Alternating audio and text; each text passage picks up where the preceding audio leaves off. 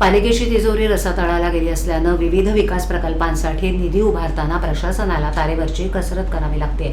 त्यामुळे शहरातील पायाभूत सुविधा आणि पर्यावरणपूरक विकास प्रकल्पांसाठी ठाणे महापालिका तब्बल 400 कोटींचं कर्जरोखे उभारणार आहे। यामध्ये 200 कोटी रुपयांचं म्युनिसिपल बॉन्ड आणि 200 कोटी रुपयांचं ग्रीन बॉन्ड करण्याचा प्रस्ताव प्रशासनानं तयार केला आहे। मंजुरीसाठी तो महासभेत ठेवण्यात येणार आहे। या प्रस्तावाला मंजुरी मिळताच काम सुरू होणार असून सांडपाणी, घनकचरा व्यवस्थापन, ऊर्जा प्रकल्प, जलस्रोत संवर्धन, पर्यावरणपूरक वाहतूक व्यवस्था असे अनेक प्रकल्प उभारण्यात येणार आहेत। या प्रकल्पांसाठी कर्जरोख्यांच्या माध्यमातून भांडवली बाजारात पैसे उभारण्यात येणार आहेत। मूलभूत सुविधा ठाणेकरांना पूर्ण पालिकेला उघड झाले।